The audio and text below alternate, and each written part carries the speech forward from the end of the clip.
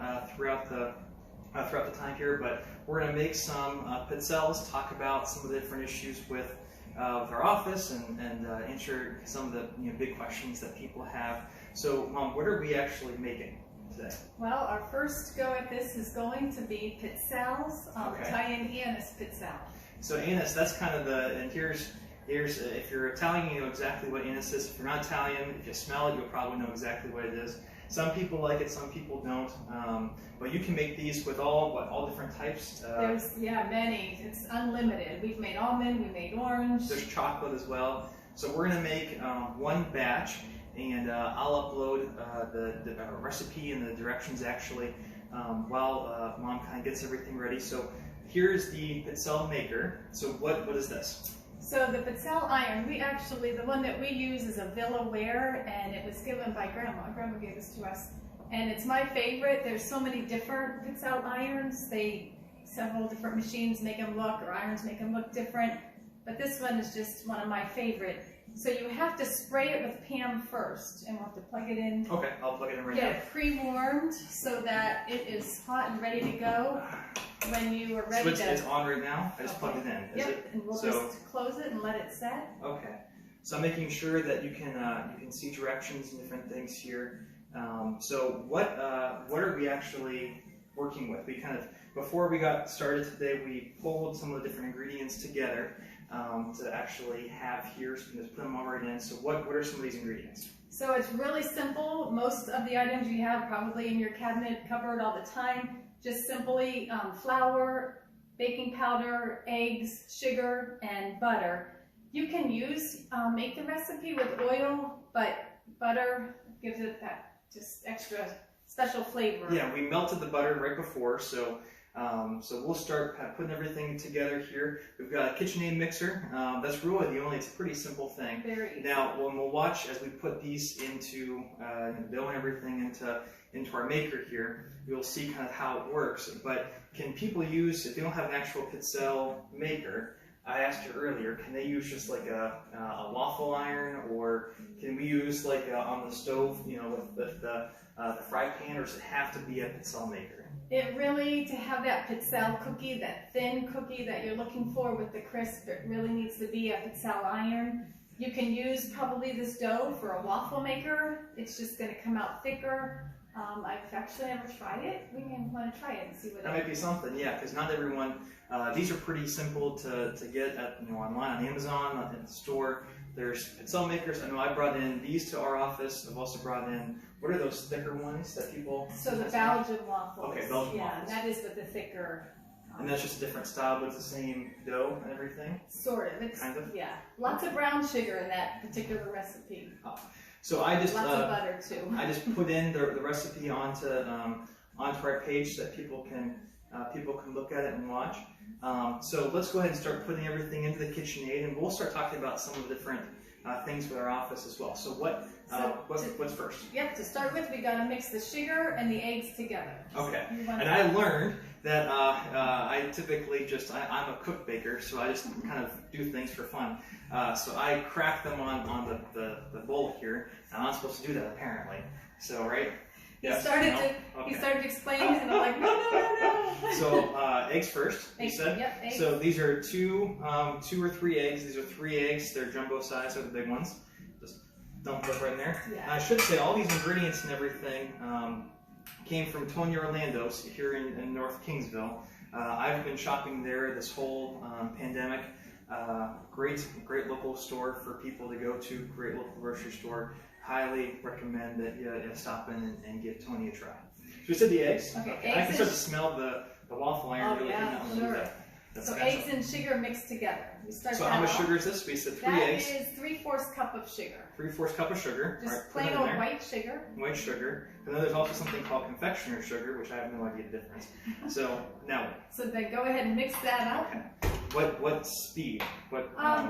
Start out slow. So that it's not, make sure you can tell once the sugar and the egg just kind of really blends nicely together. Okay. And then you'll want to scrape the sides once you're done mixing it up. Spatula. Get the spatula going. Okay, it's pretty well mixed. Okay. Okay, so now. So then we're going to want to mix up your butter. We melted this ahead of time, maybe like you 5 said minutes earlier. something about it not being too hot, because then it actually starts to cook the eggs. Yes. I didn't know that. So you might want to scrape out the bowl, Okay. make sure you get every little bit of that There we go. delicious butter. And you might be hearing in the background some Christmas music. These are kind of a favorite for Christmas time in the Italian tradition, and we usually eat them all, but we're going to be making some. If any of my staff are watching, which I saw Karen that you said hi, we'll have these in the office tomorrow. So maybe we'll make more. We're going to make chocolate after this, but we'll have you guys watch the anise, the traditional version first. Do I stir that up now? Now, actually, before you do, Okay. we're going to add the anise. We're going to go ahead with the anise flavor, but like we said, there's all different kinds. So this whole thing, this is 3.7 milliliters, or about 1/8 of a quarter ounce. This whole thing. This is the oil. It's much stronger. They say that if you have COVID, you can't smell. You can smell I can smell. it. Whole thing? I like to use the whole. It's Okay. just a small little bottle there. It's about a 3/4 teaspoon of anise oil.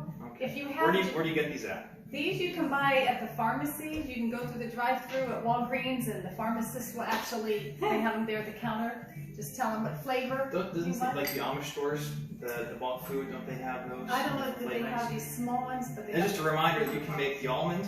Pretty much, I posted on my personal page the recipe. You can do the almond ones, you can do chocolate. It's just mixing in the different flavors, whatever you like. We're watching the Browns game on here too, so if you hear some yelling, right now they're still 7-0. Okay, so what's Okay, next? go ahead and mix that one up real well. Okay, so this is with the anise inside. Yeah. I remember as a kid, you could always tell when mom were making these because the whole house would smell like anise, and it just kind of cleared your senses. So how's that look? Let's see. More? Go ahead and No? scrape the bottom and mix it a little more. You want to get that egg all beat up in with the butter and the sugar. Make sure it's all mixed through there. The oil flavoring's all mixed. And then after you mix it a little bit longer, we'll add the flour. So this is what, and I don't measure it out specifically, but I knew mom was here, and so I did that. So it's, go ahead, mix up the egg and the Well, I sugar. did. Okay, it's a little more? Just a little Okay. bit more. It's a good thing she's here. That's a miracle that things turn out I'm okay. sure they'll- Yes. And maybe I'm just being too picky. You don't have to be too nice now. Okay. So So then, we're all good there. yeah, So now this is flour, which is how much? you got 1 3/4 cup. 1 3/4 cup flour. And then 2 teaspoons of baking powder. What's the baking powder do versus the baking? So that, to be honest, that's a good question. I know the baking powder gives it a little bit more of Just that, mix it. that fullness, kind of holds it together, puffs it up a little. So while this is mixing, probably the topic, and this will be an ongoing series, just some fun family recipes. We got a family cookbook that we have all different types of desserts that you typically see. Tell me when it's good. Let's I'm see, still go ahead and going. stop for a moment and then Okay, scrape the scrape. sides up. So I want to talk to you all today a little bit about our revaluation. You've probably been hearing me like a broken record talking about it a bit, but it's an every 6-year process. The county is responsible for putting a value on every single one of the 80,000 parcels that we have here in the county. This smells really good. We're just really at the tail end of that. So really, we spent the last 2 years actually doing the process. We look at every single one. We hire a firm in addition to us doing much of the work as well. And we tabulate a whole bunch of different data. You've probably seen one of the frequent asked questions I've shared out. We look at sales data from the neighborhood, we look at condition, we look at age of the home, we look at rental income, for example, or income based, we look at past sales, different things, all to try and come up with what we think is the value of your property on January 1st of 2020. All right, so there's a little bit of a quick overview. Now, Okay, stir you it got up it a all little mixed more. up. Yep, go ahead and beat it up some more. Oopsie. That's all right. I typically make a mess. What's I'm that? gonna just spatula Oh, down here. thank you. Okay. Is that better? Let's take a look. So it looks. A It little looks. bit more. Beat it. Just make sure it's all. When I hear that, I just turn up the mixer out. And, You don't want to overbeat it though. So we have a question. Do we ever use extract instead of oil? we do. The extract actually isn't as strong, so you may need to add a little bit more. And then if you add too much of the liquid, then it's a little bit runnier of a batter. Go ahead, close it down. Those oils really just give it the extra flavor that makes it a little stronger of a flavor. It's the same thing with almond, then I assume? Same with almond, yeah. Okay, Yeah. and this is getting really pretty warm. Yeah, so I think that batter looks pretty good. We actually, it says 3 eggs. We used 3 eggs, but we had jumbo eggs. Apparently there's a difference in egg size. I just go for whatever's the first egg carton, and I didn't know that there was a... Sometimes I've been using, in our office, Denise, who does our surveys and our tax maps, I use her homemade eggs. I ran out of them and didn't have time, so I just went to 20 Orlando's real quick, and yeah, like I said, I just thought all eggs were the same size, but apparently not. Well, if you have the farm fresh eggs, though, those are the best. Okay, so there's this. Okay, so go ahead and take that off. All right, so we're going to move the KitchenAid to give us a little more room here. It does smell wonderful. Oh. Anise is my favorite, and then almond. Anise and almond. Yes, almond. Yeah, I do A like nice cup of coffee in the morning, chocolate. any time of day. Well, if you've got other requests for different things, Mom makes pretty much anything traditional Italian. She's made before. We have our cookbook, or share with the law library is actually putting together a county cookbook. Yeah. So that should be pretty fun. I didn't put in this recipe. I put in a few of them. So we sprayed off here's the, ooh, that's some steam. Yeah, I may have plugged it in a little bit too early. Okay. The first couple ones you take out probably are ones just kind of like so we just did all the dough, and it's just kind of like a waffle iron, really. Yeah, right? exactly, just a very thin. So go ahead and make one I'm going to scoop. need to fully pay attention to this. I could talk to you real quick, but I'm going to, because otherwise I'll burn this stuff. So, and I learned that you need to have a cookie dough scooper thing. You can't just use your fingers, apparently. Not like you did when you made the peanut butter cookies. Yes. Definitely need a scoop. So like that? Yeah, So that's, just or that's fine. You can also have 2 spoons and scoop some up in a spoon and then scoop it off the spoon with the other. And then just plop it right in the middle so you kind of get them formed. It's like ice cream. Yes. But be careful. So then real quick, I did the other one. Yes, yeah, perfect. Okay, that's you can always just go up the side and scoop. And a real plop put on there. All right, so and let's then just close the close lid. it. But these cook really quick. So normally I've got my cell phone with a timer for 20 I don't know if you can seconds. hear the sizzling sound. But you can also tell It's starting to steam up a little bit. when the steam kind of settles and the sizzling kind of settles, then you can take them out. I've got the spatula. The first couple ones typically turn out a little bit darker. So we've got 2 cooling racks here. And so we take them off of here, we put them on the cooling racks, and then what? And then you just put 2 more on there. Cool, okay. Once they cool, then that's when you can stack them up. This is a really easy recipe to follow. You just need to make the dough. It's done. We can take a look. Yeah, see the first couple ones, because the iron is hot and they're going to turn out a little bit darker. So that I can talk and not think. This will be my job. All right, so that we're good. Then just plop on 2 more and close it back up. Okay. And just scoop it. I like to use the side of the bowl and you just scoop it down And we just plop it down. close it up. Perfect. And then you just let it sizzle. Yeah. So,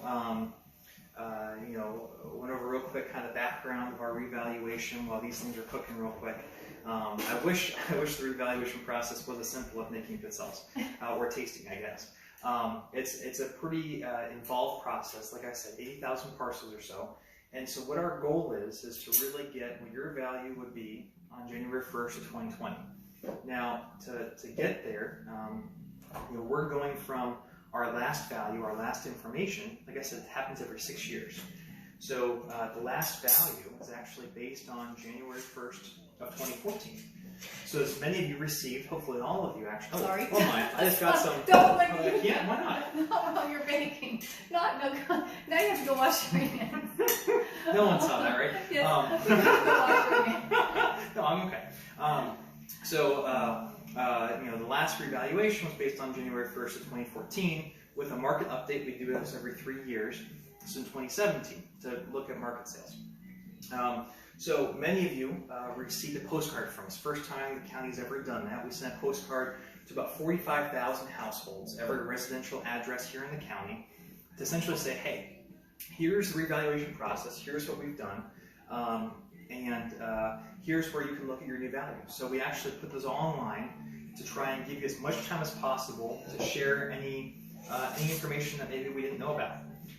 Now, one of the biggest things, we had about 3,000 or 4,000 people actually go on that website to view it, to look at what their new value was, what their old value was, and we had about 500 or so what we called inquiries. which were complaints. Maybe something was completely off, or maybe a fire had occurred, or a demolition of a property, and something was just not quite right. So we had about 500 inquiries, and most of them were not actually contesting necessarily value, but just asking, hey, the value of my home went up quite a bit. Why? And so I handled many of those kind of responses from different emails and things. So does many of our staff and the appraisal firm. Hopefully they aren't going to be too, this looks pretty good. Now you can see there's some nice little patterns there, and that's just typical, it seems like? Yes, yep. Yeah. Depending on the iron that you use, what pattern you get from the completed. Yeah. There's lots different. Mom even brought 2 irons today.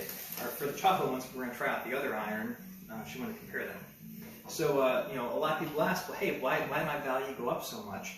And ironically, what your guys went up, Dad, do you remember how much your value went up? $4,000. About $4,000. So mine went up about $25,000, roughly. The average around the county was about 12% increase. Now, people saw, well, hey, wait a second. This says 2019 value. Your website says 2019 value.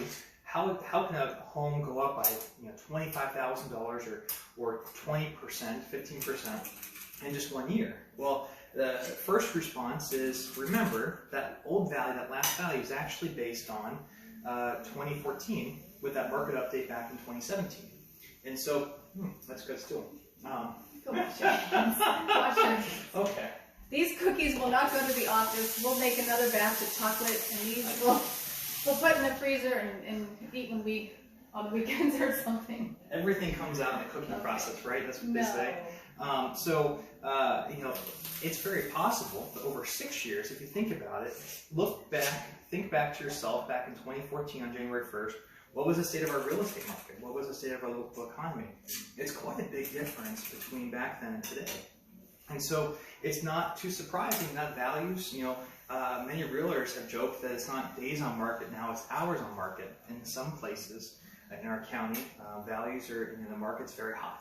So it's all kind of changing and depending on what January 1st was. So if you are upset with the increase in your value, but if you, my first question to folks was, well, what would you have listed your property on? Is it good? Not a little more. What would you have listed your property on for January 1st of 2020? And many actually said, well, probably more than what you have, or right about what you have.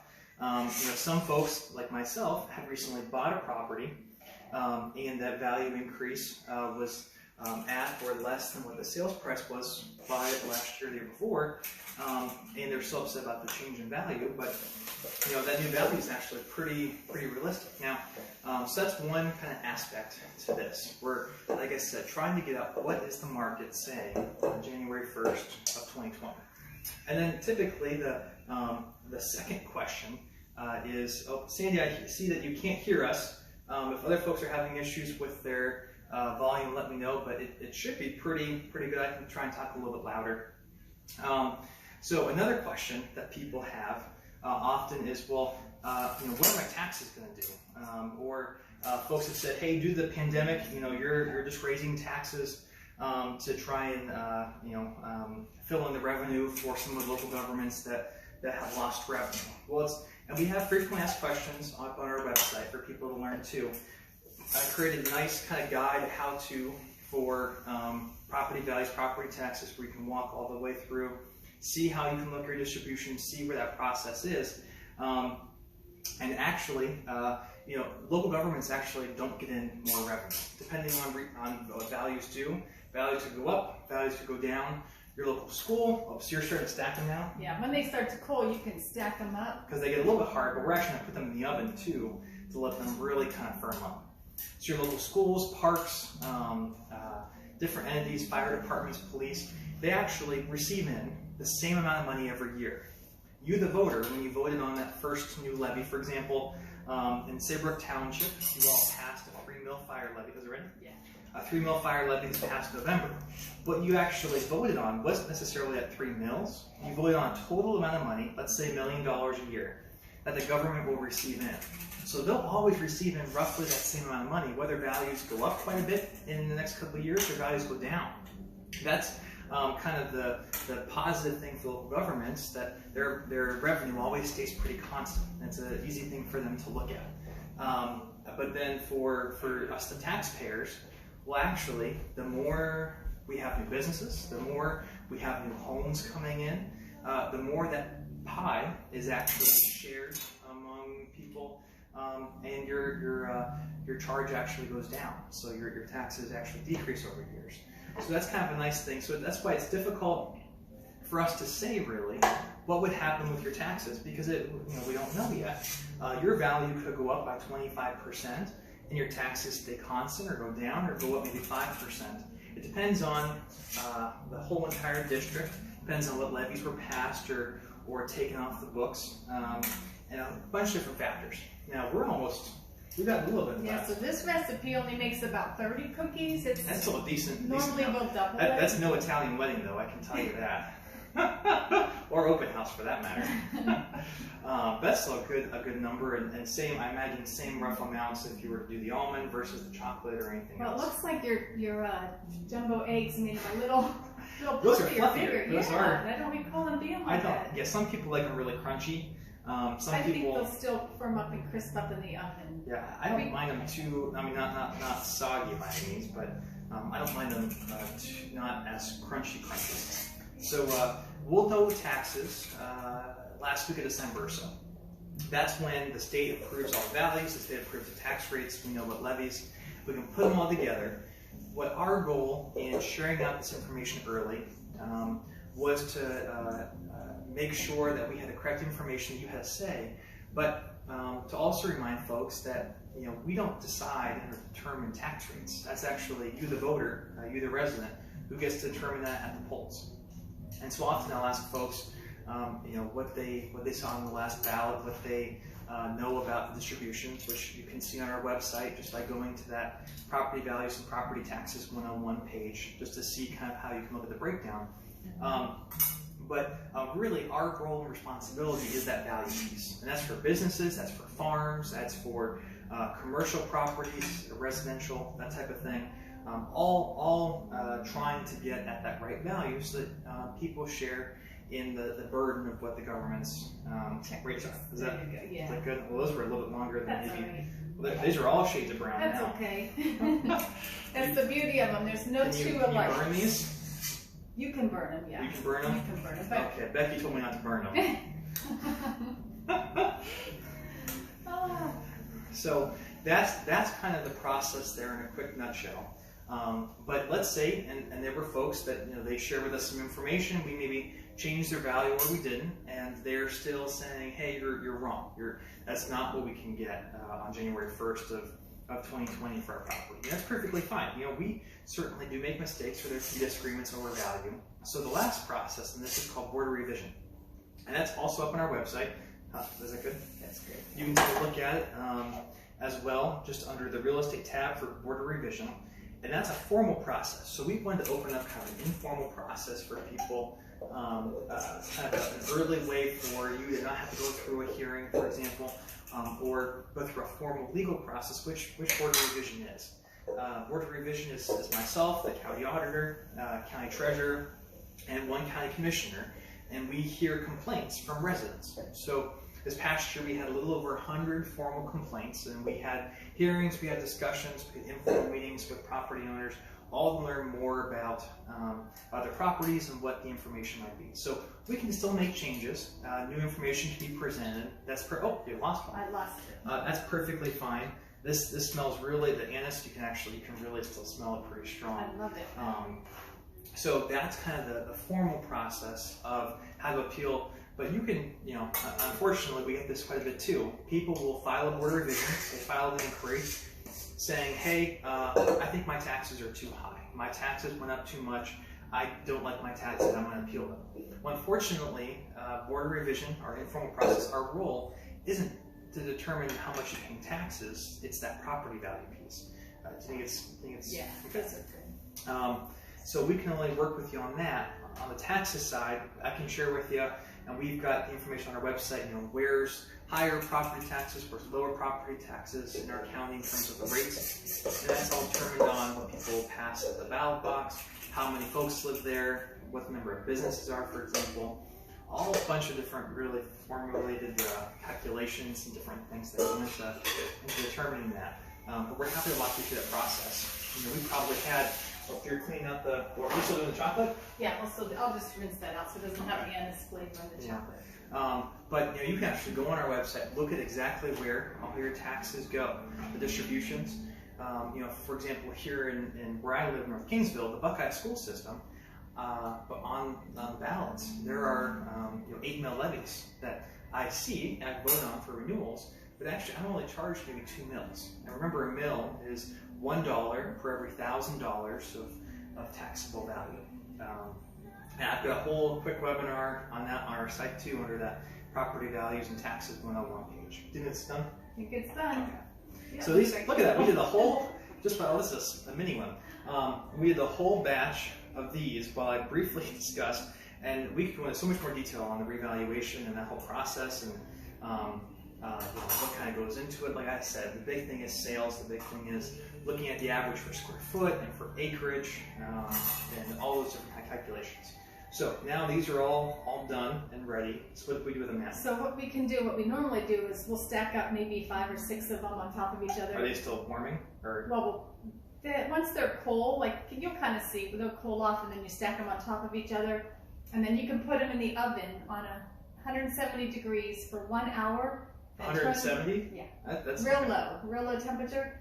Then turn the oven off and I just leave them in there overnight. And then in the morning, you'll see they're nice and crispy. Like David said, sometimes you don't like them real crisp, but they really crisp them up. So for and they stay crispy. 170 both ways for an hour each, and then just leave them in the oven. Just leave them, turn the oven off, leave them in there. You can freeze these. We always freeze them in like Rubbermaid Tupperware containers, and There's lots of cookies for Christmas. They last a long time. Yeah, and you can probably eat them just like this now. Yes, too, but yeah. They're ready to eat now. So that's a quick and easy little recipe for Pizzelles. Post up online the formal recipe. We'll be doing a series of a couple different things. You have dog license season is coming up here pretty soon on December 1st.